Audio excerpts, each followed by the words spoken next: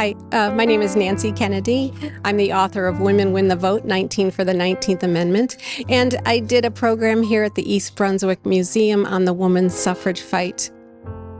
The 19th Amendment, there were so many things, so many ways that women were discriminated against, and of course, not being able to vote was one of them. Not being able to vote meant that they didn't have the full rights of citizenship, and they didn't have full rights in a lot of ways. For example, they couldn't sign contracts. They couldn't, for example, if they inherited property, it was no longer theirs, it was their husband's. So if they were accused of a crime, they could not speak on their own behalf in court. So the 19th Amendment was one way of enshrining in law a right that women had. And it added already to women who had discovered that there was no reason that they couldn't run for office. There were no laws against that. So women had already begun running for office even before they could vote.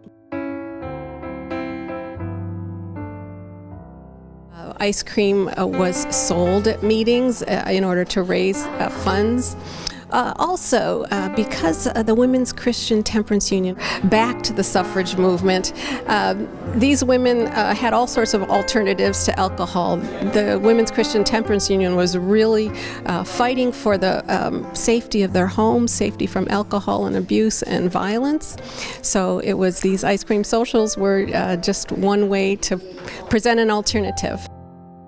I think we need to keep celebrating it. I mean, to me, 100 years is not a really long time. I mean, my grandmother was 21 when in 1920 when women could vote, and I wish I had asked her whether she voted the first time she could.